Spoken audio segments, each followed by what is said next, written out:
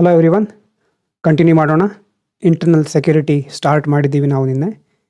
ಅದರಲ್ಲೇ ಮುಂದಿನ ಟಾಪಿಕ್ಕು ನಿನ್ನೆ ಎಲ್ಲಿ ತನಕ ಆಗಿದೆ ನೆನಪಿದೆ ಅಂತ ಅಂದ್ಕೊಳ್ತೇನೆ. ಪ್ರತಿಯೊಂದು ಟಾಪಿಕನ್ನು ಆವತ್ತೇ ರಿವೈಸ್ ಮಾಡಿ, ನೋಡಿದ ದಿನ ರಿವೈಸ್ ಮಾಡಿ. ಮತ್ತು ಇನ್ನೊಂದು, ತುಂಬ ಜನರಿಗೆ ಹೇಳಿದ್ದೇನೆ ಮೊದಲು ಸಹ, ಈಗ ನಿಮ್ಮ ಹತ್ರ ಆಲ್ರೆಡಿ ನೋಟ್ಸ್ ಇದೆ, PDF ನೋಟ್ಸು ಟೆಲಿಗ್ರಾಮ್ನಲ್ಲಿ ಅಪ್ಲೋಡ್ ಮಾಡ್ತೇನೆ. ಒಂದು ಸಾರಿ ಟೆಲಿಗ್ರಾಮು ಸ್ಟಾರ್ಟ್ ಆದಮೇಲೆ ಸರ್ಕಾರ ಬ್ಯಾನನ್ನು ರಿವೋಕ್ ಮಾಡಿರಬಹುದು ಅಥವಾ ಆದಷ್ಟು ಬೇಗ ಮಾಡಬಹುದು, ನೋಡೋಣ. ನನಗೆ ಇಲ್ಲಿ ನೆಟ್ವರ್ಕ್ ಇಶ್ಯೂ ಇರೋದ್ರಿಂದ ಎಲ್ಲ ಟೈಮ್ನಲ್ಲೂ ಚೆಕ್ ಮಾಡಲಿಕ್ಕೆ ಆಗ್ತಾ ಇಲ್ಲ. ಆದಷ್ಟು ಬೇಗ ನಾನು ಟೆಲಿಗ್ರಾಮ್ನಲ್ಲಿ ಈ ಒಂದು ನೋಟ್ಸನ್ನು, ಅಂದರೆ ಕನ್ನಡ ಇಂಗ್ಲೀಷ್ ನೋಟ್ಸ್ ಇದೆ, ಅದನ್ನು ಅಪ್ಲೋಡ್ ಮಾಡ್ತೇನೆ. ಹಳೆ ನೋಟ್ಸು ಬೇರೆ ಯಾವುದಾದ್ರೂ ವಿಷಯದ್ದು ಆಗಿರೋದು ಬೇಕಾದರೂ ಸಹ ಟೆಲಿಗ್ರಾಮ್ನಲ್ಲಿ ಸಿಗುತ್ತೆ. ಮತ್ತೇನು ಮಾಡಬೇಕು, ನೀವು ಜೆಮಿನಿ ಓಪನ್ ಮಾಡಿ ನಿಮ್ಮ ನೋಟ್ಸನ್ನು ಅದಕ್ಕೆ ಅಪ್ಲೋಡ್ ಮಾಡಿ ಜೆಮಿನಿ ಹತ್ರ ಕೇಳಿ, UPSC mains related conceptual clarity question ಕೇಳಿ ಅಂತ ಜೆಮಿನಿ ಹತ್ರ ನೀವು ಕೇಳಬೇಕು. ಓದೋದ್ರಿಂದ ಬಹಳ ಯೂಸ್ ಆಗೋದಿಲ್ಲ, ಒಂದು ಸಾರಿ ಓದಿದ್ಮೇಲೆ ಅರ್ಥ ಆಗುತ್ತೆ, ಅದೇನು ದೊಡ್ಡ ವಿಷಯ ಅಲ್ಲ ಅಲ್ವಾ. ನೋಡಿದಾಗ ಅಥವಾ ಓದಿದಾಗ ಅರ್ಥ ಆಗುತ್ತೆ. ಅರ್ಥ ಆದ ಮಾತ್ರಕ್ಕೆ ಅದು ಎಕ್ಸಾಮ್ನಲ್ಲಿ ಯೂಸ್ ಆಗೋ ಥರ ಕ್ರಿಸ್ಟಲ್ ಕ್ಲಿಯರ್ ಆಗಿದೆ ಅಂತ ಅಲ್ಲ. ಎಕ್ಸಾಮ್ ಫೇಸ್ ಮಾಡಬೇಕು ಅಂತಂದರೆ ಹೆಚ್ಚು ಹೆಚ್ಚು ಕ್ವಶನನ್ನು ಅಟೆಂಡ್ ಮಾಡಬೇಕು. PDF-ಅನ್ನು AI ಅಪ್ಲೋಡ್ ಮಾಡಿ ಕ್ವಶನ್ ಕೇಳಲಿಕ್ಕೆ ಹೇಳಿ AI ಹತ್ರ. ಮೇನ್ಸ್ ಆಗಿರ್ಬೋದು, ಪ್ರಿಲಿಮ್ಸ್ ಆಗಿರಬಹುದು, ಆದಷ್ಟು ಅಂತಹ ಟೆಸ್ಟ್ಗಳನ್ನು ಅಟೆಂಡ್ ಮಾಡ್ತಾ ಹೋಗಿ, ಆವಾಗ ಹೆಲ್ಪ್ ಆಗುತ್ತೆ. ಕಂಟಿನ್ಯೂ ಮಾಡೋಣ. ಸೆಕ್ಯೂರಿಟಿ ಮತ್ತು ಡೆವಲಪ್ಮೆಂಟ್ ಹೇಗೆ ಒಂದಕ್ಕೊಂದು ಸಂಬಂಧವನ್ನು ಹೊಂದಿದೆ ಅಂತ ಈಗಾಗಲೇ ನಾವು ನೋಡಿದ್ದೇವೆ. ಹಾಗಾಗಿ ಇಲ್ಲಿ ಒಂದು ಡಿಬೇಟ್ ಅಂತಂದರೆ ಸೆಕ್ಯೂರಿಟಿ ವರ್ಸಸ್ ಲಿಬರ್ಟಿ ಅಂತ ಕೇಳಿಸ್ತಾ ಇದೆ ಅಲ್ವಾ? ಎಸ್, ಸೆಕ್ಯೂರಿಟಿ ವರ್ಸಸ್ ಲಿಬರ್ಟಿ ಅಂದರೆ, ಈಗ ನಿಮಗೆ ಯಾರೋ ರಕ್ಷಣೆ ಕೊಡ್ಲಿಕ್ಕೆ ಬಂದಿದ್ದಾರೆ, ನಿಮಗೆ ಒಂದು ಸೆಕ್ಯೂರಿಟಿ ಗಾರ್ಡನ್ನು ಇಟ್ಟಿದ್ದಾರೆ. ನೀವು ಬಹಳ ಪ್ರಮುಖವಾದ ವ್ಯಕ್ತಿ, VIP ಅಂತ ಇಟ್ಕೊಳ್ಳಿ. ನಿಮ್ಮನ್ನು ರಕ್ಷಣೆ ಮಾಡಬೇಕು ಅಂತ ಒಬ್ಬ ಸೆಕ್ಯೂರಿಟಿ ಗಾರ್ಡ್ ಇಟ್ಟಿದ್ದಾರೆ. ಆ ಸೆಕ್ಯೂರಿಟಿ ಗಾರ್ಡು ನೀವು ಎಲ್ಲಿ ಹೋದ್ರೂ ನಿಮ್ಮ ಹಿಂದೆ ಬರ್ತಾನೆ. ಅಂದರೆ ನೀವು ಎಲ್ಲಿ ಹೋದ್ರೂ ನಿಮ್ಗೆ ಪ್ರೈವಸಿನೇ ಇಲ್ಲ, ಪ್ರತಿ ಸಂದರ್ಭದಲ್ಲೂ ನಿಮ್ಮ ಹಿಂದೆನೇ ಇರ್ತಾನೆ. ಕೇಳಿದರೆ ನಿಮ್ಮ ರಕ್ಷಣೆಗಿದ್ದೇನೆ ಅಂತ ಹೇಳ್ತಾನೆ. ಸೊ ಸೆಕ್ಯೂರಿಟಿ ಅನ್ನೋದು ನಿಮ್ಮ ಲಿಬರ್ಟಿಗೆ ಕುತ್ತು ತಂದರೆ ಅಲ್ವಾ, ಪ್ರೈವಸಿಗೆ ಧಕ್ಕೆ ತಂದರೆ ಆವಾಗ ಅದು ಒಳ್ಳೆಯದಲ್ಲ. ಅದಕ್ಕೆ ಒಂದು ಕ್ವಶನ್ ಬರುತ್ತೆ ನೋಡಿ, how much surveillance is acceptable? ನಮ್ಮನ್ನು ರಕ್ಷಿಸಬೇಕು ಅಂತ ಸರ್ಕಾರ ಮುನ್ನೆಚ್ಚರಿಕಾ ಕ್ರಮಗಳನ್ನು ಕೈಗೊಳ್ಳುತ್ತೆ, ನಿಗಾ ಇಡುತ್ತೆ. ಆದರೆ ಎಷ್ಟರ ಮಟ್ಟಿನ ನಿಗಾ ಓಕೆ ಅಂತ ನಾವು ಅಕ್ಸೆಪ್ಟ್ ಮಾಡ್ಕೋಬಹುದು. ಯಾಕಂದರೆ ಸರ್ಕಾರಕ್ಕೆ ಮುಖ್ಯವಾದ ಉದ್ದೇಶ ಅಥವಾ ಗುರಿ ಏನು? National security. ನಿನ್ನೆ ಸಹ ನೋಡಿದ್ವಿ ಇದನ್ನು. ದೇಶಕ್ಕೆ ಬಹಳ ಬೇರೆ ಬೇರೆ ಮೂಲಗಳಿಂದ ತೊಂದರೆಗಳು, ಪ್ರಾಬ್ಲಮ್ಸ್ಗಳು, ಥ್ರೆಟ್ಸ್ಗಳಿರುತ್ತೆ. ಆ ಥ್ರೆಟ್ಸನ್ನು ನಿಭಾಯಿಸಬೇಕು ಅಂತಂದರೆ ಎಲ್ಲ ಆಯಾಮಗಳಲ್ಲೂ ನಮಗೆ ರಕ್ಷಣೆಯ ಅವಶ್ಯಕತೆ ಇದೆ. ಈಗ ಪ್ರತಿಯೊಬ್ಬ ವ್ಯಕ್ತಿಯನ್ನು ಸಹ ಕಾಪಾಡಬೇಕು ಅಂತ ಪ್ರತಿಯೊಬ್ಬರ ತಲೆ ಮೇಲೆ ಒಂದು ಕಡೆ CCTV ಕ್ಯಾಮ್ರಾ ಇಟ್ಟರೆ ಅಲ್ವಾ, ಫಿಕ್ಸ್ ಮಾಡಿಟ್ರೆ ಅದು ಹೇಗೆ ಆಗಿರುತ್ತೆ? ಪ್ರತಿಯೊಬ್ಬರ ಕೈಯಲ್ಲೂ ಒಂದು CCTV ಕ್ಯಾಮ್ರಾ, ಪ್ರತಿಯೊಬ್ಬರ ಮೊಬೈಲಲ್ಲೂ ಒಂದು ಕಾಲ್ ರೆಕಾರ್ಡಿಂಗ್ ಆ್ಯಪು, ನೀವು ಯಾರ ಹತ್ರ ಮಾತಾಡಿದ್ರೂ ಅದು ಗೌರ್ಮೆಂಟಿಗೆ ಹೋಗುತ್ತೆ. ಈ ರೀತಿ ಎಕ್ಸ್ಟ್ರಾ ಸರ್ವೆಲೆನ್ಸ್ ಅತಿಯಾಗಿ ಹೀಗಾಗ್ತಾ ಇದ್ದರೆ ಆವಾಗ ನಮಗೆ ಪ್ರೈವಸಿ ಇರೋದಿಲ್ಲ, ಲಿಬರ್ಟಿ ಇರೋದಿಲ್ಲ ಅಲ್ವಾ. ಯಾಕಂದರೆ ಸಿವಿಲ್ ಲಿಬರ್ಟಿ ಬಹಳ ಇಂಪಾರ್ಟೆಂಟು. ಸುಪ್ರೀಂ ಕೋರ್ಟ್ ಪದೇ ಪದೇ ಹೇಳ್ತಾ ಇದೆ, right to privacy comes under which right? ಯಾರಾದರೂ ಪಾಲಿಟಿ ಓದೋರಿದ್ದರೆ ಮೇನಾಗಿ ಯಾವ ಫಂಡಮೆಂಟಲ್ ರೈಟ್ ಕೆಳಗಡೆ ಅಥವಾ ಅದರ ಅಡಿಯಲ್ಲಿ ಬರುತ್ತೆ? ಅದು 21 ಅಲ್ವಾ, ರೈಟ್ ಟು ಲೈಫ್ ಅಡಿಯಲ್ಲೇ ಬರುತ್ತೆ. ಅದು ಜೀವಿಸುವ ಹಕ್ಕಿದೆ ನಮಗೆ, ಅದರ ಜೊತೆ ನಮ್ಮ ಗೌಪ್ಯತೆಯ ಹಕ್ಕು ಸಹ ನಮಗಿದೆ, ಪ್ರೈವಸಿಯ ಹಕ್ಕು ಸಹ ನಮಗಿದೆ. ಸರ್ಕಾರ ಪ್ರತಿಯೊಂದನ್ನು ನಮ್ಮ ಹತ್ರ ಕೇಳೋ ಹಾಗಿಲ್ಲ. ನಮ್ಮ ಪರ್ಸ್ನಲ್ ಇನ್ಫಾರ್ಮೇಷನ್ ಅಥವಾ ವೈಯಕ್ತಿಕ ಮಾಹಿತಿ ಸೋರಿಕೆ ಆಗದೆ ಇರೋ ಥರ ನೋಡ್ಕೊಳ್ಳೋದು ಸರ್ಕಾರದ ಜವಾಬ್ದಾರಿ ಆಗಿರುತ್ತೆ. ನಮ್ಮ ಆಧಾರ್ ಡೇಟಾ ಸರ್ಕಾರದ ಹತ್ರ ಇದೆ, ಆ ಡೇಟಾ ಲೀಕ್ ಆಗದೆ ಇರೋ ಥರ ನೋಡ್ಕೊಳ್ಳೋದು ಸರ್ಕಾರದ ಜವಾಬ್ದಾರಿ ಆಗಿರುತ್ತೆ. ಹಾಗಾಗಿ ಸೆಕ್ಯೂರಿಟಿ ಹೆಸರಿನಲ್ಲಿ ಅತಿಯಾದ ಸರ್ವೆಲೆನ್ಸ್ ಮಾಡಬಾರ್ದು ಅಥವಾ ಅತಿಯಾಗಿ ನಮ್ಮನ್ನು ಒಂಥರ ಹಿಂಸೆಗೆ ಗುರಿಪಡಿಸಬಾರ್ದು, ಪ್ರೈವಸಿ ಧಕ್ಕೆ ತರಬಾರ್ದು ಅನ್ನೋದು ಒಂದೇ ಡಿಬೇಟ್. ಇನ್ನೊಂದು ಡೆವಲಪ್ಮೆಂಟ್ ಮತ್ತು ಸೆಕ್ಯೂರಿಟಿ ಡಿಬೇಟ್, ಎರಡನೇ ಅಂತ ಈ ಕಡೆ ಇದೆ ನೋಡಿ. ಇದು ಇಲ್ಲೇನಾಗ್ತಾ ಇದೆ, ಕೆಲವರು ಏನು ಹೇಳ್ತಾರೆ, ಆರ್ಗ್ಯುಮೆಂಟ್ ಏನಂತಂದರೆ violence must end before development. ಒಂದು ಪ್ರದೇಶ ಈಗಾಗಲೇ ನಕ್ಸಲಿಸಮ್ಗೆ ತುತ್ತಾಗಿದೆ, ಆ ಪ್ರದೇಶದಲ್ಲಿ ತುಂಬ ಗಲಭೆಗಳಾಗಿದೆ. ಆ ವೈಲೆನ್ಸನ್ನು ಕಡಿಮೆ ಮಾಡಿಕೊಂಡು ನಾವು ಡೆವಲಪ್ಮೆಂಟ್ ಸ್ಟಾರ್ಟ್ ಮಾಡೋಣ. ಉದಾಹರಣೆಗೆ ಈಗ ಛತ್ತೀಸ್ಗಢ ಮತ್ತು ಕೆಲವೊಂದು ರಾಜ್ಯಗಳಿರುತ್ತೆ. ಆ ರಾಜ್ಯಗಳಲ್ಲಿ ಹೊಸ ಬಿಲ್ಡಿಂಗ್ ನಿರ್ಮಾಣ ಮಾಡೋದು, ರಸ್ತೆ ನಿರ್ಮಾಣ ಮಾಡಲಿಕ್ಕೆ ಹೊರಟಾಗ ಮೊದಲು ಅಲ್ಲೂ ನಕ್ಸಲ್ಸ್ ಇರಬಾರ್ದು ಅಲ್ವಾ. ಅಲ್ಲಿರೋ ನಕ್ಸಲ್ಸ್ ಮೊದಲು ಅಲ್ಲಿಂದ ನಾವು ಹೊರಗೆ ಹಾಕಬೇಕು ಅಥವಾ ಅವರನ್ನು ಹಿಡಿಬೇಕು, ಸೆಕ್ಯೂರಿಟಿ ಆಪರೇಷನ್ಸ್ಗಳನ್ನು ಕೈಗೊಳ್ಳಬೇಕಾಗತ್ತೆ.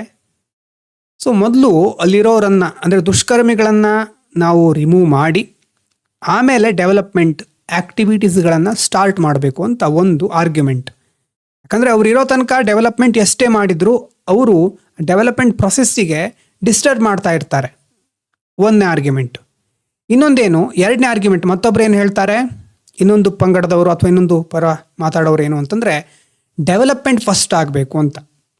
ಡೆವಲಪ್ಮೆಂಟ್ ಮೊದಲಾಗಬೇಕು. ಡೆವಲಪ್ಮೆಂಟ್ ಆಗ್ತಾ ಇದ್ದ ಹಾಗೆ ಹಳ್ಳಿಯ ಜನರಿಗೆ ಸರ್ಕಾರದ ಮೇಲೆ ನಂಬಿಕೆ ಬರುತ್ತೆ.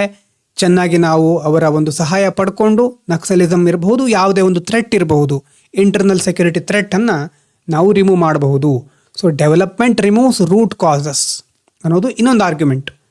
ಸೊ ಎರಡೂ ಗೊತ್ತಾಗ್ತಾ ಇದೆಯಾ. ಮೊದಲನೇದು ವೈಲೆನ್ಸ್ ಮೊದಲು ಎಂಡ್ ಆಗಬೇಕು ಅಂತ ಒಬ್ರು ಹೇಳಿದರೆ, ಇನ್ನೊಂದು ವಿಭಾಗದವ್ರು ಏನು ಹೇಳ್ತಾರೆ, ಡೆವಲಪ್ಮೆಂಟ್ ಮೊದಲಾಗಬೇಕು ಆಮೇಲೆ ವೈಲೆನ್ಸನ್ನು ನೋಡ್ಕೊಳ್ಳೋಣ ಅಂತ. ಸೆಕ್ಯೂರಿಟಿ ಫಸ್ಟ್ ಅಪ್ರೋಚು, ಇನ್ನೊಂದು ಡೆವಲಪ್ಮೆಂಟ್ ಫಸ್ಟ್ ಅಪ್ರೋಚ್. ಸೊ ಈ ರೀತಿ ಮೊದಲಿಂದಾನು ಪರ ವಿರೋಧ ಚರ್ಚೆಗಳು ನಡೀತಾನೆ ಬಂದಿದೆ.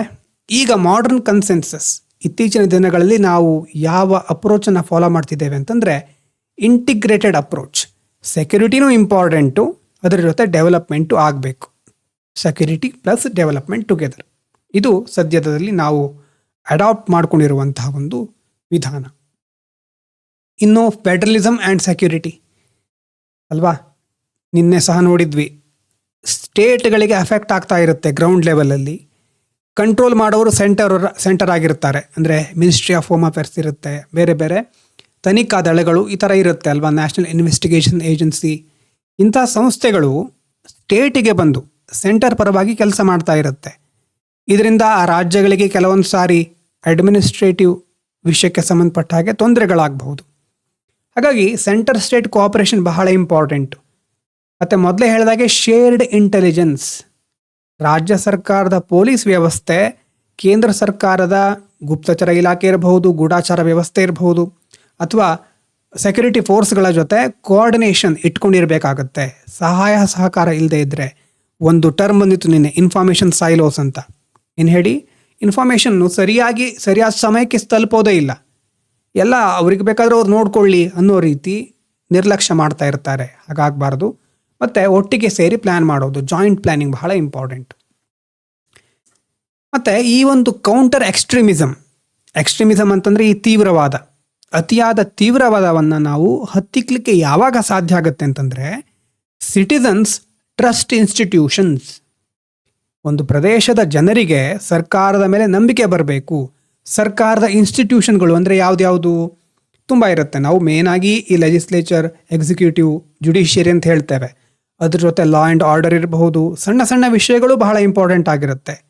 ಯಾವುದೊಂದು ಲೈಸೆನ್ಸ್ ಬೇಕು ಅಂತ ಬಂದಿರ್ತಾರೆ ಒಂದು ಆಫೀಸಿಗೆ, ಆವಾಗ ಅದು ಸರಿಯಾಗಿ ಸಿಕ್ಕಿಲ್ಲ ಅಂತಂದರೆ, ಕರಪ್ಷನ್ ಜಾಸ್ತಿ ಆಗಿದೆ ಅಂತಂದರೆ ಸರ್ಕಾರ ನಮ್ಮನ್ನು ಕೇರ್ ಮಾಡ್ತಾ ಇಲ್ಲ. ಆ ಇನ್ಸ್ಟಿಟ್ಯೂಷನ್ ಮೇಲಿನ ಟ್ರಸ್ಟ್ ಹೊರಟೋಗ್ಬಿಡುತ್ತೆ. ಹಾಗಾಗಿ ಮೊದಲು ಜನ ಸರ್ಕಾರವನ್ನು ನಂಬಬೇಕು.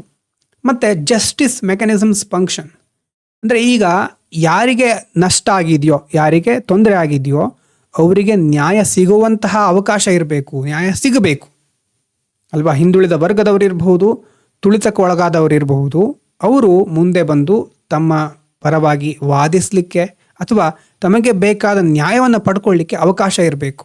ಹಾಗಾದಾಗ ಮಾತ್ರ ಜನರ ಸಹಾಯ ಸಹಕಾರ ಸಿಗುತ್ತೆ, ಕೌಂಟರ್ ಎಕ್ಸ್ಟ್ರೀಮಿಸಮ್ ಸಕ್ಸೀಡ್ ಆಗತ್ತೆ.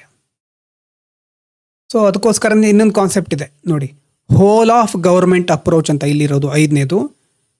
ಸೆಕ್ಯೂರಿಟಿ ಫೋರ್ಸ್ಗಳಂತೂ ಬೇಕೇ ಬೇಕು ನಮಗೆ, ಅವರ ಸಹಾಯ ಇಲ್ಲದೆ ಇದನ್ನು ನಾವು ಹತ್ತಿಕ್ಲಿಕ್ಕೆ ಆಗೋದಿಲ್ಲ. ಅದ್ರ ಜೊತೆ ಅಡ್ಮಿನಿಸ್ಟ್ರೇಷನ್ ಚೆನ್ನಾಗಿ ನಿರ್ವಹಿಸಬೇಕಾಗತ್ತೆ. ಡೆವಲಪ್ಮೆಂಟ್ ಏಜೆನ್ಸಿಗಳ ಅವಶ್ಯಕತೆ ಇದೆ, ಸಿವಿಲ್ ಸೊಸೈಟಿ ಮತ್ತು ಲೋಕಲ್ ಕಮ್ಯುನಿಟಿ. ಈ ಎಲ್ಲ ಒಗ್ಗಟ್ಟಾಗಿ ಕೆಲಸ ಮಾಡಿದರೆ ಮಾತ್ರ ಸುಸ್ಥಿರವಾದ ಶಾಂತಿಯನ್ನು ನಾವು ಆ ಒಂದು ಪ್ರದೇಶದಲ್ಲಿ ತರಬಹುದು, ಶಾಂತಿ ಸ್ಥಾಪನೆ ಆಗುತ್ತೆ. ಇಲ್ಲದೆ ಇದ್ದರೆ ಪ್ರತಿ ದಿವಸ ಬೇರೆ ಬೇರೆ ಗಲಭೆಗಳ ಬಗ್ಗೆ ನ್ಯೂಸನ್ನು ನೋಡ್ತಾನೆ ಇರ್ತೇವೆ. ಯಾವುದಾದ್ರೂ ಒಂದು ವಿಭಾಗ ಸಹ ಅಲ್ಲಿ ಕರಪ್ಟ್ ಆದರೆ ಅಥವಾ ಅದನ್ನು ಬೇರೆಯವರು ಮಿಸ್ಯೂಸ್ ಮಾಡಿಕೊಂಡ್ರೆ ಸಸ್ಟೈನಬಲ್ ಪೀಸ್ ಇರೋದಿಲ್ಲ. So whole of government approach ಅಂತಂದರೆ ಇದರಲ್ಲಿ ಬರುವಂಥ ಎಲ್ಲ ವಿಭಾಗಗಳನ್ನು ಕನ್ಸಿಡರ್ ಮಾಡಿ ಅವರ ಸರಿಯಾದ ಕೋಆರ್ಡಿನೇಷನ್ ಮೂಲಕ ಸುಸ್ಥಿರವಾದ ಶಾಂತಿಯನ್ನು ತರುವಂಥದ್ದು. ಗೊತ್ತಾಗಿದೆಯಾ? ಮೇನಾಗಿ ಯಾವ್ಯಾವುದು ನೋಡಿದ್ವಿ ಇಲ್ಲಿ ಡಿಬೇಟು, ಸೆಕ್ಯುರಿಟಿ ಮತ್ತು ಲಿಬರ್ಟಿ, ಅತಿಯಾದ ಸರ್ವೆಲೆನ್ಸ್ ಬೇಡ, ಡೆವಲಪ್ಮೆಂಟ್ ಬೇಕಾ ಸೆಕ್ಯುರಿಟಿ ಮೊದಲು ಬೇಕಾ ಅನ್ನೋದ್ರ ಬಗ್ಗೆ ಎರಡನ್ನೂ ಇಂಟಿಗ್ರೇಟ್ ಮಾಡ್ಕೊಂಡು ಹೋಗೋಣ ಅಂತ ನೋಡಾಯಿತು. ಮತ್ತು ಸೆಂಟರು ಸ್ಟೇಟ್ ನಡುವೆ ಹೇಗಿರಬೇಕು ಕೋಆರ್ಡಿನೇಷನ್ನು, ಹ್ಯೂಮನ್ ರೈಟ್ ಪರ್ಸ್ಪೆಕ್ಟಿವಿಂದ ನಮಗೆ ಇನ್ಸ್ಟಿಟ್ಯೂಷನ್ಗಳ ಮೇಲೆ ನಂಬಿಕೆ ಇರಬೇಕು, ಸರಿಯಾದ ಸಂದರ್ಭದಲ್ಲಿ ಸರಿಯಾದ ವ್ಯಕ್ತಿಗಳಿಗೆ ಸರಿಯಾದ ರೀತಿಯಲ್ಲಿ ನ್ಯಾಯ ಸಿಗಬೇಕು. ಮತ್ತು ಹೋಲ್ ಆಫ್ ಗೌರ್ಮೆಂಟ್ ಅಪ್ರೋಚ್ ಅಂತಂದರೆ ಎಲ್ಲ ವಿಭಾಗಗಳನ್ನು ಕನ್ಸಿಡರ್ ಮಾಡಿ ಕೋಆರ್ಡಿನೇಷನ್ನಿಂದ ಯಾವುದೇ ಒಂದು ಸಮಸ್ಯೆಗಳಿಲ್ಲದೆ ಶಾಂತಿಯನ್ನು ಸ್ಥಾಪಿಸೋದು. ಇನ್ನು ಇಷ್ಟು ನಡೀತಾ ಇದೆ, ಒಂದು ಕಡೆ ಸರ್ಕಾರ ಪ್ರಯತ್ನ ಮಾಡ್ತಾ ಇದೆ. ಆದರೆ ಆಲ್ರೆಡಿ ನಾವು ನಿನ್ನೆ ನೋಡಿದ್ದೀವಿ ಫ್ಯೂಚರ್ ಹೇಗೆ ಬದಲಾಗ್ತಾ ಇದೆ, ಅಂದರೆ ಭವಿಷ್ಯದಲ್ಲಿ ಇನ್ನೂ ಹೊಸ ಹೊಸ ಥ್ರೆಟ್ಸ್ಗಳು ಎಮರ್ಜ್ ಆಗ್ತಾ ಇದೆ. AI ಡ್ರಿವನ್ ರ್ಯಾಡಿಕಲೈಸೇಷನ್ ನೆನಪಾಗ್ತಾ ಇದೆಯಾ? ನಿನ್ನೆ ಹೇಳಿದ್ದೆ ಇದು.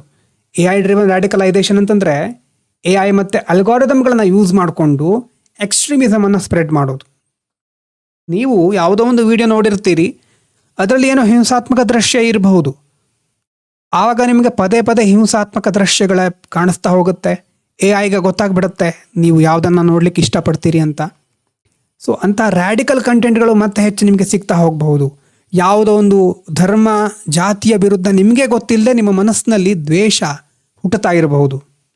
ಆ್ಯಕ್ಚುಲಿ ನಿಮಗೆ ಮೊದಲಿಂದ ದ್ವೇಷ ಇರೋದಿಲ್ಲ, ಆದರೆ ಅಂಥ ಕಂಟೆಂಟ್ ನೋಡಿ ನೋಡಿ ಅಲ್ಲೇ ಮನಸ್ಸು ಫಿಕ್ಸ್ ಆಗಿ ಬೇರೆ ಹೊರಗಿನ ಮಾಹಿತಿನೇ ಇಲ್ಲದೆ ರ್ಯಾಡಿಕಲೈಸೇಷನ್ ಆಗ್ತಾ ಇರಬಹುದು ನಮಗೆ ಗೊತ್ತಿಲ್ಲದ ಹಾಗೆ. ಹಾಗಾಗಿ ಯಾವುದೇ ಒಂದು ಅತಿಯಾದ ಭಾವನೆಗೆ ನಾವು ಒಳಗಾದಾಗ ನಮ್ಮನ್ನು ನಾವು ಕೇಳಿಕೊಳ್ಳೋದು ಬಹಳ ಅವಶ್ಯಕ. ನಿಜವಾಗಲೂ ವಿತ್ ಡೇಟಾ ಅಥವಾ ವಿತ್ ಇನ್ಫಾರ್ಮೇಷನ್ ಸೆಲ್ಫ್ ಅವೇರ್ನೆಸ್ಸಿಂದ ನಾನು ಇದನ್ನು ಮಾಡ್ತಾ ಇದ್ದೀನ, ಅಥವಾ ಯಾವುದೋ ಕಂಟೆಂಟ್ ನನ್ನನ್ನು ಈಗ ಕಂಟ್ರೋಲ್ ಮಾಡ್ತಾ ಇದೆಯಾ ಅಲ್ವಾ, ಅದನ್ನು ಕೇಳ್ಕೊಳ್ತಾ ಇರಬೇಕಾಗುತ್ತೆ. So AI driven radicalisation. ಇನ್ನು ಹೈಬ್ರಿಡ್ ವಾರ್ಫೇರ್ ಅಂತಂದರೆ ಮೊದಲೆಲ್ಲ ಮಿಲಿಟರಿ ಇರ್ತಾ ಇತ್ತು, ಸೇನೆಗಳ ನಡುವೆ ಕದನ. ಆದರೆ ಈಗ ಮಿಲಿಟರಿ ಜೊತೆ ನಾನ್ ಮಿಲಿಟರಿ ಮತ್ತು ಕೋವರ್ಟ್ ಟ್ಯಾಕ್ಟಿಕ್ಸ್. ಈಗ ಯಾವ ವ್ಯಕ್ತಿ ನಮ್ಮ ದೇಶದಲ್ಲಿ ಅಥವಾ ನಮ್ಮ ದೇಶದ ಯಾವ ವ್ಯಕ್ತಿ ಬೇರೆ ದೇಶದಲ್ಲಿ ಗೂಢಚಾರಿಕೆ ಮಾಡ್ತಾ ಇದ್ದಾರೆ, ಗುಪ್ತಚರ ಇಲಾಖೆಯಲ್ಲಿದ್ದಾರೆ ಅಂತ ನಮ್ಗೆ ಗೊತ್ತಾಗೋದಿಲ್ಲ ಅಲ್ವಾ. ಹಾಗಾಗಿ ಮಿಲಿಟರಿ ಟ್ಯಾಕ್ಟಿಕ್ಸ್ ಒಂದು, ನಾನ್ ಮಿಲಿಟರಿ ಒಂದು, ಅಂಥ ಟ್ಯಾಕ್ಟಿಕ್ಸ್ಗಳನ್ನು ಐಡೆಂಟಿಫೈ ಮಾಡೋದು ಬಹಳ ಕಷ್ಟ. ಮತ್ತು ನಿನ್ನೆ ಹೇಳಿದ ಹಾಗೆ ನಮ್ಮ ದೊಡ್ಡ ದೇಶದಲ್ಲಿ ಇನ್ಫಾರ್ಮೇಷನ್ ಫಿಲ್ಟರ್ ಮಾಡೋದು ಇನ್ನೂ ದೊಡ್ಡ ಕಷ್ಟ. ಯಾವುದು ಬೇಕಾಗಿರೋದು, ಯಾವುದು ಬೇಡದೇ ಇರೋದು ಅಲ್ವಾ. ಪ್ರತಿಯೊಂದು ಇನ್ಫಾರ್ಮೇಷನ್ನು ಇಂಪಾರ್ಟೆಂಟ್ ಅಂತ ಹಿಡ್ಕೊಂಡು ಕೂತ್ಕೊಂಡ್ರೆ ಮ್ಯಾನೇಜ್ ಮಾಡಲಿಕ್ಕೆ ಆಗೋದಿಲ್ಲ. ಅಂಥ ಸಂದರ್ಭದಲ್ಲಿ ನೆಗ್ಲೆಕ್ಟ್ ಮಾಡಿದರೆ ಯಾವುದೋ ಇಂಪಾರ್ಟೆಂಟ್ ಇರೋದೇ ಮಿಸ್ ಆಗಬಹುದು. ಸೊ ಆ ಒಂದು ಸಮಸ್ಯೆ ಇರುತ್ತೆ. ಇನ್ನು ಸೈಬರ್ ಎನೇಬಲ್ಡ್ ಎಕ್ಸ್ಟ್ರೀಮಿಸಮ್ ಅಂದರೆ ಸೈಬರ್ ಅಟ್ಯಾಕ್ಸ್ಗಳಾಗುತ್ತೆ, ಹ್ಯಾಕಿಂಗ್, ಆನ್ಲೈನ್ ರಿಕ್ರೂಟ್ಮೆಂಟ್ ಕೇಳಿದ್ದೇವೆ ಇದ್ರ ಬಗ್ಗೆ. ಮತ್ತು ಇನ್ಫಾರ್ಮೇಷನ್ ವಾರ್ಫೇರ್ ನಾನು ನಿಮಗೆ ಮೊದಲೊಂದು ಸಾರಿ ಬರ್ಸಿದ್ದೆ, ಯಾರಿಗಾದರೂ ನೆನಪಿದ್ರೆ ಬೇಕಿದ್ರೆ ಕಮೆಂಟ್ ಮಾಡಿ. ಮಿಸ್ಇನ್ಫಾರ್ಮೇಷನ್, ಡಿಸ್ಇನ್ಫಾರ್ಮೇಷನ್ ಡಿಫ್ರೆನ್ಸ್ ಏನು ನೋಡಿ, ಚೆಕ್ ಮಾಡಿ. ಮಿಸ್ಇನ್ಫಾರ್ಮೇಷನ್ ಅಂತಂದ್ರೆ ಏನು, ಡಿಸ್ಇನ್ಫಾರ್ಮೇಷನ್ ಅಂತಂದ್ರೆ ಏನು. ಸುಳ್ಳು ಸುದ್ದಿ ಅಂತ ಹೇಳ್ತಾರೆ, ಯಾವುದಕ್ಕೆ ಹೇಳ್ತಾರೆ? ವಾಟ್ಸಪ್ ಫಾರ್ವರ್ಡ್ಗಳು ಯಾವುದರ ಅಡಿಯಲ್ಲಿ ಬರುತ್ತೆ ಚೆಕ್ ಮಾಡಿ ನೋಡಿ ಒಂದು ವೇಳೆ ಇಂಟ್ರೆಸ್ಟ್ ಇದ್ದರೆ. ಸೊ ಡಿಸ್ಇನ್ಫಾರ್ಮೇಷನ್ ಮತ್ತು ಪ್ರೊಪಗ್ಯಾಂಡಾ ಅಲ್ವಾ, ಯಾವುದೋ ಒಂದೇ ರೀತಿಯಾದಂತಹ ಅಭಿವ್ಯಕ್ತಿ ಪದೇ ಪದೇ ನಿಮ್ಮ ಮುಂದೆ ಅದೇ ರೀತಿ ಕಾಣಿಸ್ತಾ ಇರುತ್ತೆ. ಬೇರೆಯವರೆಲ್ಲ ತಪ್ಪು, ನಮ್ಮದು ನಾವು ಹೇಳಿದ್ದು ನಾವು ಮಾಡೋದು ಮಾತ್ರ ಸರಿ ಅಂತ ಹೇಳೋರು ಇರ್ತಾರೆ. ನರೇಟಿವ್ ಮ್ಯಾನಿಪುಲೇಷನ್, ಎಷ್ಟು ಚೆನ್ನಾಗಿ ಕೆಲವು ವಿಷಯಗಳನ್ನು ಪ್ರಸ್ತುತಪಡಿಸ್ತಾರೆ ಅಂತಂದರೆ ಕೊನೆ ತನಕ ನಿಮ್ಗೆ ಗೊತ್ತೇ ಆಗೋದಿಲ್ಲ ನೀವು ಅದಕ್ಕೆ ಒಳಗಾಗಿದ್ದೀರಿ, ನೀವು ಮ್ಯಾನಿಪುಲೇಟ್ ಆಗಿದ್ದೀರಿ ಅಂತ ನಮಗೆ ಗೊತ್ತೇ ಆಗೋದಿಲ್ಲ. ಆ ರೀತಿ ನಮ್ಮನ್ನು ಮ್ಯಾನಿಪುಲೇಟ್ ಮಾಡ್ತಾರೆ. ಸೊ ಹಾಗಾಗಿ ಮೇನಾಗಿ ನಾವು ತಿಳ್ಕೊಳ್ಬೇಕಾಗಿರೋದೇನಂತಂದರೆ ಲಾಸ್ಟಿಂಗ್ ಪೀಸ್, ಶಾಂತಿ ಅನ್ನೋದು, ಸುವ್ಯವಸ್ಥೆ ಅನ್ನೋದು ತುಂಬ ದಿನಗಳ ಕಾಲ ಇರಬೇಕು ಅಂತಂದರೆ ಬ್ಯಾಲೆನ್ಸ್ ಇರಬೇಕು. ಬ್ಯಾಲೆನ್ಸ್ ಅಂತಂದರೆ ಆವಾಗಲೇ ಹೇಳಿದಾಗೆ ಸೆಕ್ಯುರಿಟಿ ಇರಬಹುದು, ಲಿಬರ್ಟಿ ಇರಬಹುದು, ಅವೆರಡರ ನಡುವೆ ಬ್ಯಾಲೆನ್ಸು, ಸೆಂಟರ್ ಸ್ಟೇಟ್ ನಡುವೆ ಕೋಆಪರೇಷನ್ನು, ಯೋಜನೆಗಳಲ್ಲಿ ಎಲ್ಲರನ್ನ ಇನ್ಕ್ಲೂಡ್ ಮಾಡ್ಕೊಳ್ಳೋದು.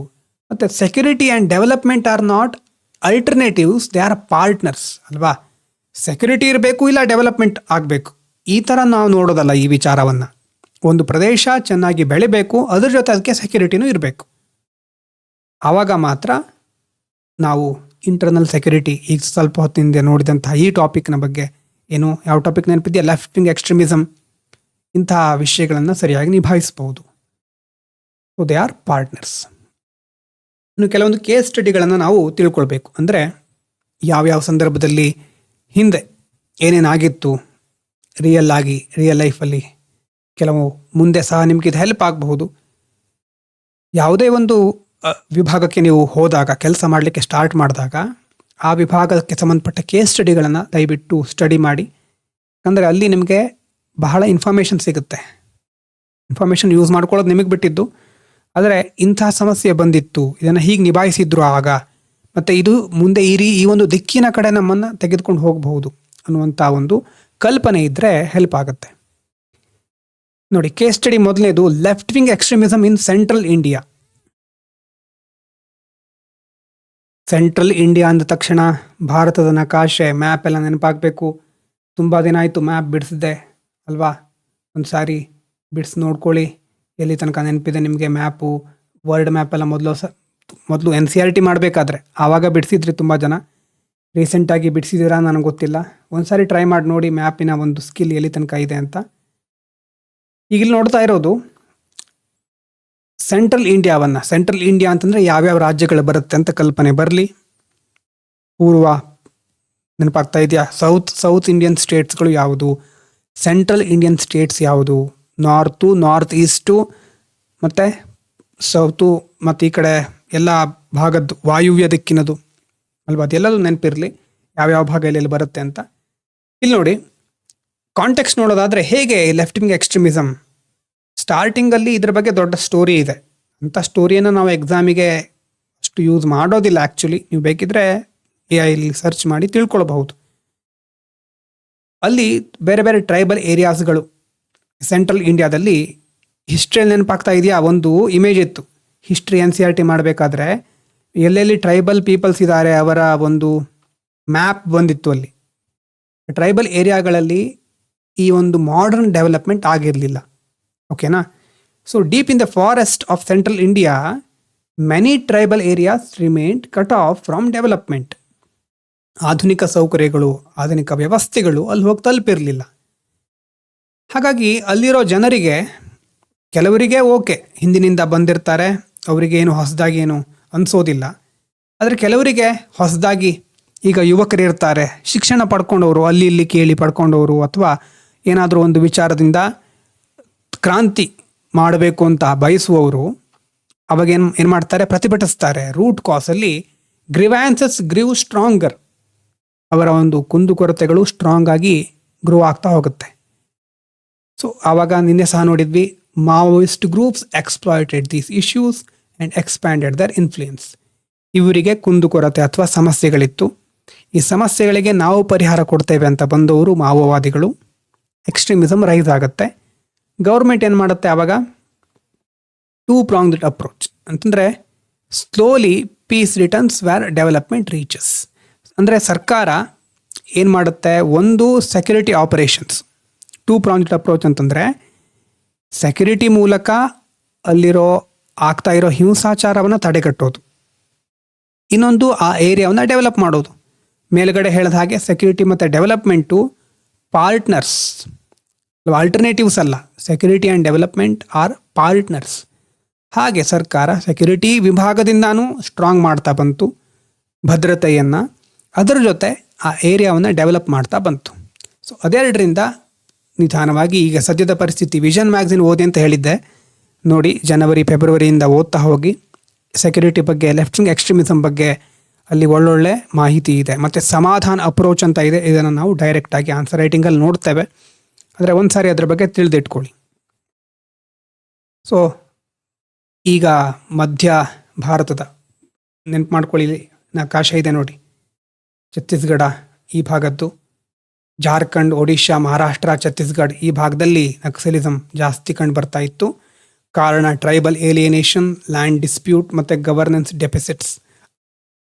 ಅವಾಗೇನಾಗುತ್ತೆ, ಅದರಿಂದ ನಕ್ಸಲಿಸ್ಟ್ಗಳು ಬಂದು ಅಥವಾ ಮಾವೋವಾದಿಗಳು ಅಲ್ಲಿ ಜನರನ್ನು ಅವರ ಮನವೊಲಿಸ್ಕೊಂಡು ಅಥವಾ ಅವರನ್ನು ಯಾವುದೋ ಒಂದು ವಿಧಾನದಿಂದ ತಮ್ಮ ಪರ ಹೋರಾಟಕ್ಕೆ ತೆಗೆದುಕೊಳ್ತಾರೆ.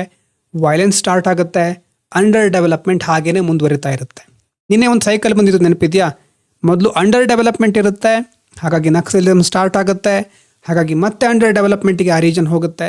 ಈ ಸೈಕಲ್ ಮುಂದುವರಿತಾನೆ ಇರುತ್ತೆ. ಸರ್ಕಾರ ಅದಕ್ಕೋಸ್ಕರ ಸೆಕ್ಯೂರಿಟಿ ಆಪರೇಷನ್ಗಳು, ರೋಡ್ ಕನೆಕ್ಟಿವಿಟಿ, ವೆಲ್ಫೇರ್ ಪ್ರೋಗ್ರಾಮ್, ಈ ಆ್ಯಕ್ಷನ್ಗಳ ಮೂಲಕ ಈ ಸಮಸ್ಯೆಯನ್ನು ಬಹುಪಾಲು ದೊಡ್ಡ ಪ್ರಮಾಣದಲ್ಲಿ ನಿರ್ವಹಿಸ್ತಾ ಬಂದಿದೆ. So development and security must proceed simultaneously.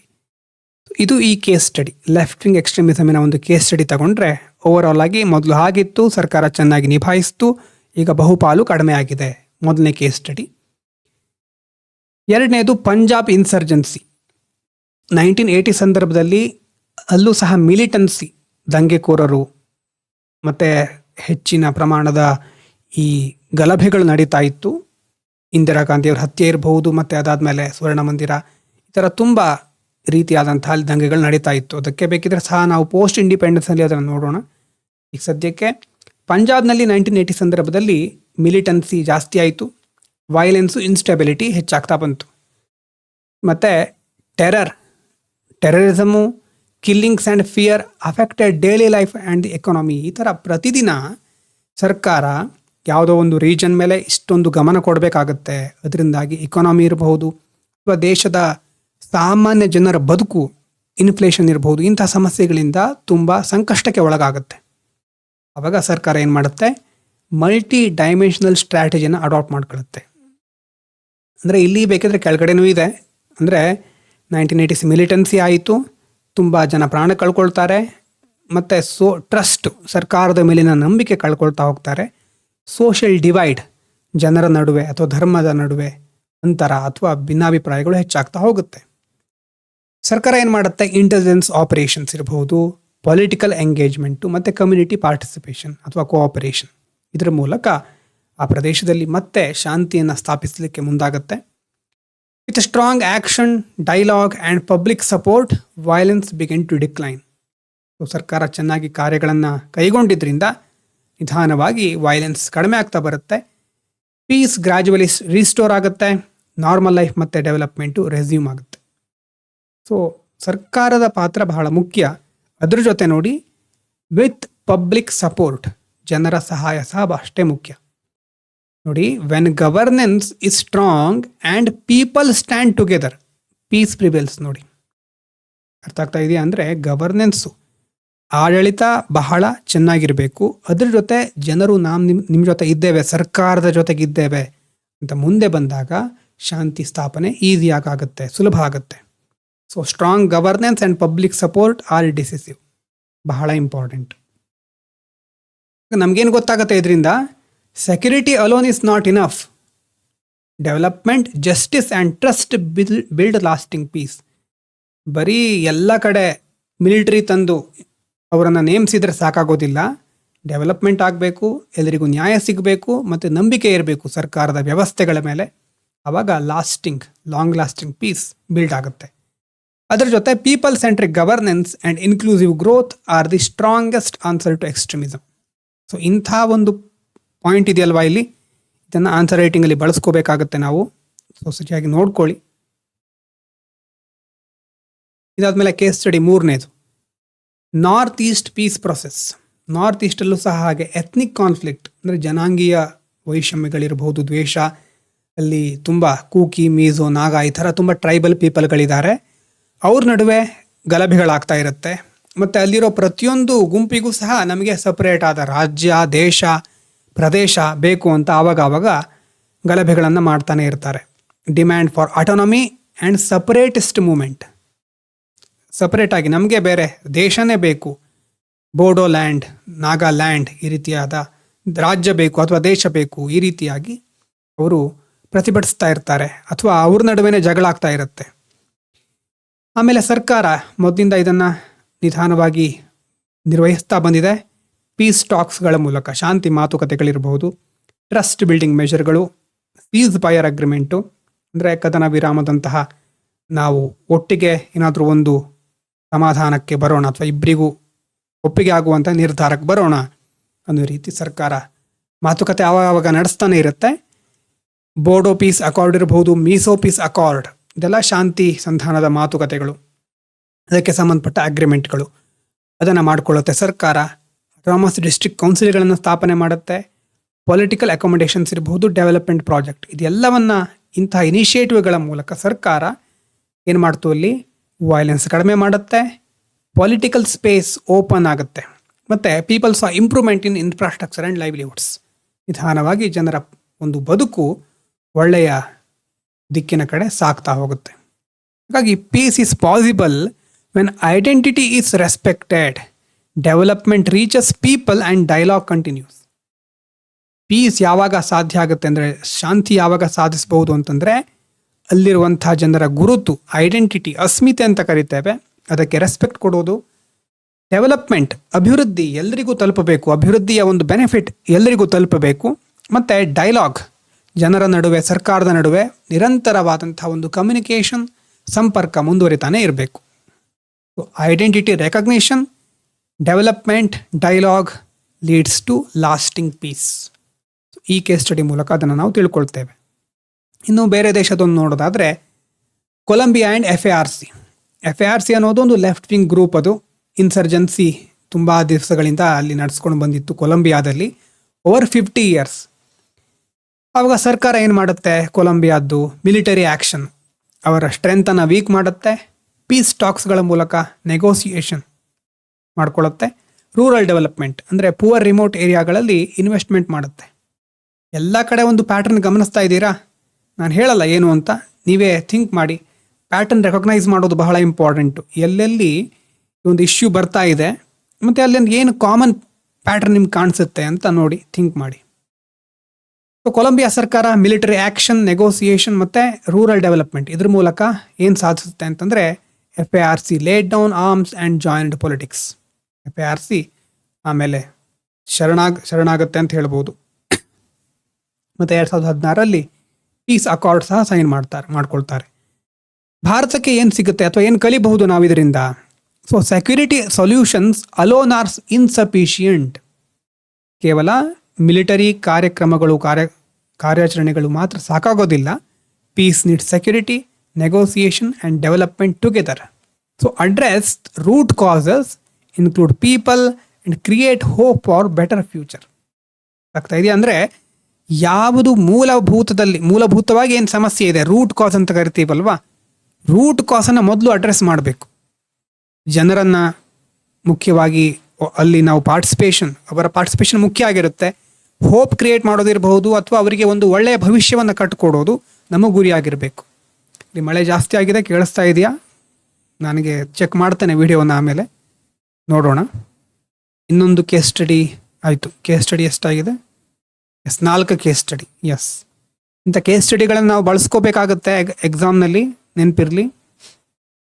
ಮತ್ತು ಯಾರು ಹಿಂದೂ ಅನಾಲಿಸಿಸ್ ನೋಡ್ತಾ ಇದ್ದೀರಿ ಡೈಲಿ ಅನ್ಅಕಾಡೆಮಿದು, ನಿಮಗೆ ಆಲ್ರೆಡಿ ಇಲ್ಲಿ ಬಂದಿರೋ ಎಷ್ಟೇ ವಿಷಯಗಳು ಗೊತ್ತಾಗುತ್ತೆ, ಚೆನ್ನಾಗಿ ರಿವಿಷನ್ ಆಗುತ್ತೆ. ದಯವಿಟ್ಟು ಹಿಂದೂ ಅನಾಲಿಸಿಸ್ ಅನ್ಅಕಾಡೆಮಿದು ನೋಡಿ. 1 ರಿಂದ 1.5 ಗಂಟೆ ಕೊಟ್ಟರು ಸಹಿತ ನಿಮ್ಮ ಇಂಗ್ಲೀಷ್ ಇಂಪ್ರೂವ್ ಆಗುತ್ತೆ. ಒಂದು ವಿಷಯವನ್ನು ಎಲ್ಲ ಆ್ಯಂಗಲಿಂದನೂ ಕವರ್ ಮಾಡ್ತಾರೆ. ಅದರಲ್ಲೂ ಚೇತನ್ ಸರ್ ಮತ್ತು ಸರ್ಮದ್ ಮೆಹರಾಜ್ ತುಂಬ ಚೆನ್ನಾಗಿ ಮಾಡ್ತಾರೆ, ಎಲ್ಲರೂ ಚೆನ್ನಾಗಿ ಮಾಡ್ತಾರೆ.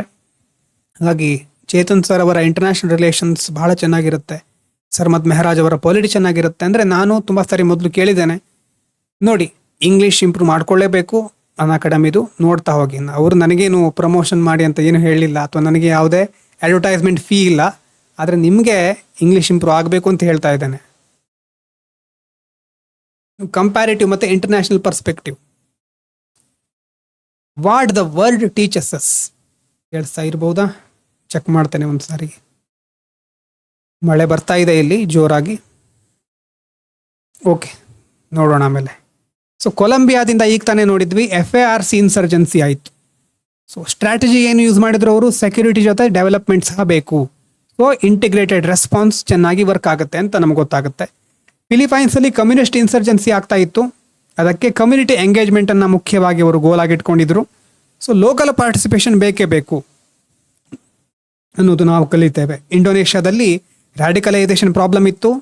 ಅವರು ಡಿರ್ಯಾಡಿಕಲೈಸೇಷನ್ ಪ್ರೋಗ್ರಾಮ್ಗಳನ್ನು ತುಂಬ ವ್ಯಾಪಕವಾಗಿ ಅಳವಡಿಸ್ಕೊಂಡಿದ್ದಾರೆ. So counter narratives change minds. ಯಾರೋ ಬಂದು ನಿಮಗೆ ಯಾವುದ್ಯಾವುದೋ ವೈಷಮ್ಯವನ್ನು ಬಿತ್ತಾ ಇದ್ದಾರೆ, ಆವಾಗ ಇಲ್ಲ ಹಾಗಲ್ಲ, ಅವ್ರು ಯಾಕೆ ಹೀಗೆ ಮಾಡ್ತಾ ಇದ್ದಾರೆ ಅಂತ ಇನ್ನೊಂದು ಕಡೆಯಿಂದ ಇನ್ನೊಂದು ಪಾಯಿಂಟ್ ಆಫ್ ವ್ಯೂವನ್ನು ಸಹ ನಿಮ್ಮ ಮುಂದೆ ಇಟ್ಟಾಗ ಓಹೋ ಹೀಗೂ ಇದೆಯಲ್ಲ ಅಂತ ಥಿಂಕ್ ಮಾಡ್ತಾರೆ. ಯಾರು ಲಾಜಿಕಲ್ ಮೈಂಡ್ ಇರೋರು, ಅಂದರೆ ಬ್ಲೈಂಡಾಗಿ ಎಲ್ಲವನ್ನ ಫಾಲೋ ಮಾಡೋರಿಗೆ ಹೇಳಲಿಕ್ಕಾಗಲ್ಲ, ಆದರೆ ಸಾಮಾನ್ಯವಾಗಿ ಒಂದು ಹಂತದ ಬುದ್ಧಿ ಇರೋರು ಎರಡು ಪಾಯಿಂಟ್ ಆಫ್ ವ್ಯೂವನ್ನು ಅನಲೈಸ್ ಮಾಡ್ತಾರೆ. ಸೊ ಕೌಂಟರ್ ನರೇಟಿವ್ ಸಹ ನಾವು ಚೆನ್ನಾಗಿ ಅಲ್ಲಿ ಹೇಳಬೇಕಾಗತ್ತೆ, ಅದರಿಂದ ಅವರ ಮನಸ್ಸು ಬದಲಾಗಬಹುದು. UK ಎಕ್ಸ್ಟ್ರೀಮಿಸಮ್ ಜಾಸ್ತಿ ಇತ್ತು. ಅವರು ಪ್ರಿವೆನ್ಷನ್ ಮೇಲೆ ಫೋಕಸ್ ಮಾಡಿದರು, prevent strategy. So early intervention prevents violence. So ಅಂಥದನ್ನು ನಾವು ಅಳವಡಿಸ್ಕೊಳ್ಬೇಕು. ಆಸ್ಟ್ರೇಲಿಯಾದಲ್ಲಿ ವೈಲೆಂಟ್ ಎಕ್ಸ್ಟ್ರೀಮಿಸಮ್ ಇತ್ತು. ಅವರು ಸಹ ಕಮ್ಯುನಿಟಿ ರೆಸಿಲಿಯನ್ಸ್ ಮೇಲೆ ಫೋಕಸ್ ಮಾಡ್ತಾರೆ. So whole of society approach is key. ಅಂದರೆ ಮೇಲ್ಗಡೆ ನೋಡಿದ್ವಿ ಹೋಲ್ ಆಫ್ ಗವರ್ಮೆಂಟ್ ಅನ್ನೋ ರೀತಿ, whole of society community participation ಇರಬಹುದು. ಇಡೀ ಸಮಾಜದ ಸಹಕಾರದ ಜೊತೆ ಸಮಸ್ಯೆಗಳನ್ನು ನಿಭಾಯಿಸೋದು. ಸೊ ಇಷ್ಟನ್ನು ನಾವು ಬೇರೆ ದೇಶಗಳಿಂದ ಕಲಿಬಹುದು ಅಂತ ಹೇಳ್ತಾರೆ. ಸೊ ಬಿಗ್ ಮೆಸೇಜ್ ಏನು ಇಲ್ಲಿ ನಮ್ಗೆ ಸಿಕ್ಕೋದು, ಎವ್ರಿ ಕಾನ್ಫ್ಲಿಕ್ಟ್ ಇಸ್ ಡಿಫರೆಂಟ್. ಈಗ ನನ್ನ ಲೈಫಲ್ಲಿ ಯಾವ ಸಮಸ್ಯೆ ಇದೆ ಅದೇ ಸಮಸ್ಯೆ ನಿಮ್ಮ ಲೈಫಲ್ಲಿ ಇಲ್ಲ, ಆದರೆ ಎಲ್ಲರ ಲೈಫಲ್ಲೂ ಯಾವುದಾದ್ರೂ ಒಂದು ಸಮಸ್ಯೆ ಇದ್ದೇ ಇರುತ್ತೆ. ಹಾಗಂತ ಸಮಸ್ಯೆ ಇದೆ ಅಂತ ಎಲ್ಲ ಕಡೆ ಒಂದೇ ರೂಲ್ಸನ್ನು ಅಪ್ಲೈ ಮಾಡ್ಲಿಕ್ಕೆ ಆಗೋದಿಲ್ಲ. ಪ್ರತಿ ಕಾನ್ಫ್ಲಿಕ್ಟು ಡಿಫ್ರೆಂಟ್ ಆಗಿರುತ್ತೆ. But the success formula is similar. ದೇಶದಲ್ಲಿ ಸಂಬಂಧಪಟ್ಟ ಹಾಗೆ, ಅದರಲ್ಲೂ ಇಂಟರ್ನಲ್ ಸೆಕ್ಯೂರಿಟಿಗೆ ಸಂಬಂಧಪಟ್ಟ ಹಾಗೆ, security important, development, dialogue, good governance and people's participation ಇಷ್ಟು ಇರಲೇಬೇಕು. ಇಷ್ಟಿದ್ರೆ ಮಾತ್ರ ಲೆಫ್ಟ್ ವಿಂಗ್ ಎಕ್ಸ್ಟ್ರೀಮಿಸಮ್ ಅಂತಹ ಕೃತ್ಯಗಳನ್ನು ನಾವು ತಡಿಬಹುದು, ಮುಂದಿನ ದಿನಗಳಲ್ಲಿ ಆಗದೆ ಇರೋ ಥರ ನೋಡ್ಕೊಳ್ಬಹುದು. ಇದು ನಾವು ತಿಳ್ಕೊಳ್ಬೇಕಾಗಿರೋ big message. Mains answer writing ಬರಲಿಕ್ಕೆ ಹೊರಟಾಗ ಯಾವ್ಯಾವುದು ಇಂಪಾರ್ಟೆಂಟ್ ಕೀವರ್ಡು ನಿಮ್ಗೆ ಗೊತ್ತಿರಲೇಬೇಕು ಅಂತಂದರೆ, ಸೆಕ್ಯೂರಿಟಿ ಮತ್ತು ಡೆವಲಪ್ಮೆಂಟ್ ಹೇಗೆ ಒಂದಕ್ಕೊಂದು ಲಿಂಕ್ ಆಗಿದೆ, ಗವರ್ನೆನ್ಸ್ ಡೆಫಿಸಿಟ್ ಅಂತಂದರೆ ಏನು, ಹ್ಯೂಮನ್ ಸೆಕ್ಯೂರಿಟಿ ಅಂದರೆ ಏನು, ಇನ್ಕ್ಲೂಸಿವ್ ಡೆವಲಪ್ಮೆಂಟ್ ಅಂದರೆ ಏನು, ಎಲ್ಲರನ್ನ ಒಳಗೊಂಡ ಬೆಳವಣಿಗೆ, state legitimacy, conflict transformation, whole of government approach, whole of society approach, counter radicalisation, developmental security. ಇಲ್ಲಿರೋ ಶಬ್ದಗಳ ಬಗ್ಗೆ ನಾನು ಪ್ರತಿ ಸಾರಿ ಹೇಳ್ತಾ ಇದ್ದೇನೆ. ಯಾವುದಾದ್ರೂ ಒಂದು ಕೀವರ್ಡ್ ನಿಮ್ಗೆ ಗೊತ್ತಾಗಿಲ್ಲ ಅಂತಂದರೆ ಈಗಲೇ ಹೋಗಿ ಗೂಗಲ್ ಅಥವಾ AI ಸರ್ಚ್ ಮಾಡಿ, ಕನ್ನಡದಲ್ಲಿ ಬೇಕಾದರೆ ಮೊದಲು ತಿಳ್ಕೊಂಡು ಆಮೇಲೆ ಇಂಗ್ಲೀಷಲ್ಲೂ ಅದರ ಅರ್ಥ ತಿಳ್ಕೊಳ್ಳಿ. ಎಲ್ಲ ಕೀವರ್ಡ್ಗಳು ಬಹಳ ಇಂಪಾರ್ಟೆಂಟು. ಮೇನ್ಸ್ ಕ್ವಶನ್ನಲ್ಲಿ ಅಥವಾ ಮೇನ್ಸ್ ಆನ್ಸರಲ್ಲಿ ಇದನ್ನು ನೀವು ಯೂಸ್ ಮಾಡಲೇಬೇಕಾಗತ್ತೆ. ಕ್ವಶನಲ್ಲಿ ಅವ್ರು ಕೊಡಬಹುದು, ಕ್ವಶನ್ನಲ್ಲಿ ಇದು ಬಂದರೆ ಸಹ ನಿಮ್ಗೆ ಅರ್ಥ ಆಗಬೇಕಲ್ವ ಕ್ವಶನ್ನು. ಹಾಗಾಗಿ ಮೊದಲು ಇದೆಲ್ಲ ಬೇಸಿಕ್. ಇದನ್ನು ಬಿಟ್ಟು ಎಕ್ಸ್ಟ್ರಾ ಇಂಗ್ಲೀಷ್ ವರ್ಡ್ಗಳು ಈಗ ತುಂಬ ಬರ್ತಾ ಇದೆ. ಇದನ್ನು ಗೊತ್ತಿಲ್ಲದೆ ಇದ್ದರೆ ಅಥವಾ ಇದನ್ನು ತಿಳ್ಕೊಳ್ದೇ ಇದ್ದರೆ ಕಷ್ಟ ಆಗುತ್ತೆ. ಸೊ ಎಲ್ಲ ವರ್ಡ್ಗಳ ಬಗ್ಗೆ ತಿಳ್ಕೊಂಡಿರಬೇಕು. ಮತ್ತು ಕೆಲವೊಂದು ಫ್ರೇಸ್ಗಳನ್ನು ಯೂಸ್ ಮಾಡ್ಬೋದು. Extremism flourishes where governance retreats. Extremism ಅಂದ್ರೆ ಅಥವಾ ಈ ತೀವ್ರವಾದ ಉಗ್ರವಾದ ಎಲ್ಲಿ ಹೆಚ್ಚು ಕಂಡು ಬರುತ್ತೆ ಅಂತಂದರೆ ಗವರ್ನೆನ್ಸ್ ಸರಿಯಾಗಿ ಕಾರ್ಯನಿರ್ವಹಿಸ್ತಾ ಇಲ್ಲದೆ ಇರಬೇಕಾದ್ರೆ. So development is not merely welfare, it is strategic investment in national security. ಇನ್ನೊಂದು ಫ್ರೇಸ್. ಇದೆಲ್ಲ ಎಲ್ಲಿ ಕನ್ಕ್ಲೂಷನ್ನು ಅಥವಾ ಇಂಟ್ರೊಡಕ್ಷನ್ನು ಇಲ್ಲೆಲ್ಲ ಯೂಸ್ ಮಾಡ್ಕೋಬಹುದು. Sustainable peace requires simultaneous expansion of state capacity and citizen trust. ಹೇಳ್ತಾ ಇರಬೇಕಾದ್ರೆ ಅರ್ಥ ಆಗ್ತಿದೆಯಾ ಚೆಕ್ ಮಾಡಿ. Security operations can suppress violence but development address its roots. ಮೊದಲು ಡಿಸ್ಕಸ್ ಮಾಡಿದ್ದೆ, ಬೇರೆ ವರ್ಡಲ್ಲಿದೆ, ಚೆನ್ನಾಗಿ ಒಂದು ಫ್ರೇಸಲ್ಲಿದೆ ಅಷ್ಟೆ. ಕೆಲವೊಂದು committee reference. Second ARC, second administrative reforms commission ಪದೇ ಪದೇ ಬರ್ತಾನೆ ಇರುತ್ತೆ. So good governance is the most effective long term instrument of internal security. ಗವರ್ನೆನ್ಸಲ್ಲೂ ಬಂದಿದೆ ಇದು, ಇಲ್ಲೂ ಬಂತು ನೋಡಿ.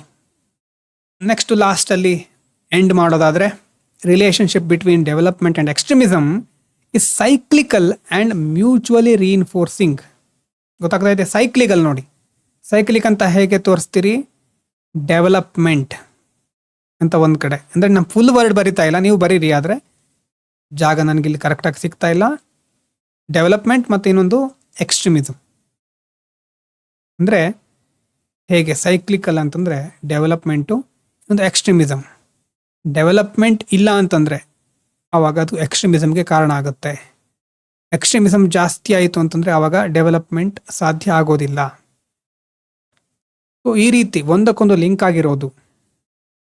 While under development can create fertile condition for extremist mobilisation, extremism itself obstructs development. Obstruct ಅಂತಂದ್ರೆ ಅಭಿವೃದ್ಧಿ ಮಾಡಲಿಕ್ಕೆ ಅವಕಾಶನೇ ಕೊಡೋದಿಲ್ಲ, ತಡೆ ಒಡ್ಡುತ್ತೆ. Therefore, India must adopt an integrated strategy combining security measures, inclusive development, responsive governance, community participation, and constitutional justice to achieve lasting internal security.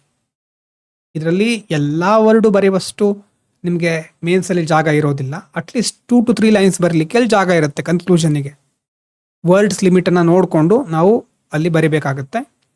Answer ರೈಟಿಂಗಲ್ಲಿ ನೋಡೋಣ. ಆದರೆ ಇಂಥ ಶಬ್ದಗಳು ಇದೆಲ್ಲ ಓದ್ತಾ ಇರಿ ಪದೇ ಪದೇ. ಇಲ್ಲಿ ಇಷ್ಟನ್ನು ನೋಡಿಕೊಂಡ್ರೆ ಮೇನ್ಸಿಗೆ ಹೋಗೋ ತನಕ ಅದು 2-3 ವಾಕ್ಯಕ್ಕೆ ಬಂದಿರುತ್ತೆ. ಓಕೆನಾ? ಇನ್ನು ಡೆವಲಪ್ ಒಂದು ನ್ಯೂಮಾನಿಕ್ ಇದೆ. ಡೆವಲಪ್ ಅಂತಂದರೆ development deficit, exclusion, vulnerability, extremist mobilisation, loss of state legitimacy, organised violence, peace through inclusive development. ಇದು ಯಾವುದಕ್ಕೆ ಎಲ್ಲಿ ಯೂಸ್ ಮಾಡ್ಕೊಳ್ತೀರಿ ನಿಮ್ಮ ಕ್ರಿಯೇಟಿವಿಟಿಗೆ ಬಿಟ್ಟಿದ್ದು. ಪ್ರತಿ ಸಾರಿನೂ ಇಂಥ ಕಡೆ ಯೂಸ್ ಮಾಡಬಹುದು ಅಂತ ನಾನು ಹೇಳ್ತಾನೆ ಇದ್ದೇನೆ. ಆದರೆ ನೀವು ಯೂಸ್ ಮಾಡ್ಕೊಳ್ತೀರಾ ಬಿಡ್ತೀರಾ ನನಗೆ ಗೊತ್ತಿಲ್ಲ. ಇಂಥ ನ್ಯೂಮಾನಿಕ್ಸಿಂದ ಈಗ ಇದೆಲ್ಲ ಏನು ಅಂತ ಅನಿಸ್ಬಹುದು. ಆದರೆ ಮುಂದಿನ ವರ್ಷ ಒಂದು ವೇಳೆ ಫಿಲಿಮ್ಸ್ ಕ್ಲಿಯರ್ ಆದಮೇಲೆ ಟೈಮ್ ಇರ್ತಾವಲ್ವಾ, ಆ ಟೈಮ್ ಇದ್ದಾಗ ಯಾವುದು ಓದಬೇಕು ಏನು ಓದಬೇಕು ಅಂತ ಗೊತ್ತಾಗೋದಿಲ್ಲ. ಆವಾಗ ಇಂಥ ನ್ಯೂಮಾನಿಕ್ಸು ಶಾರ್ಟ್ ನೋಟ್ಸೇ ಹೆಲ್ಪ್ ಆಗೋದು.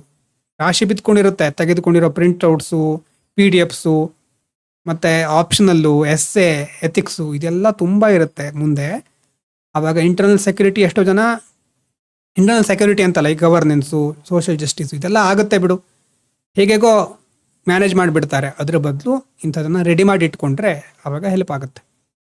So spread of extremism is rarely caused by ಪವರ್ಟಿ alone.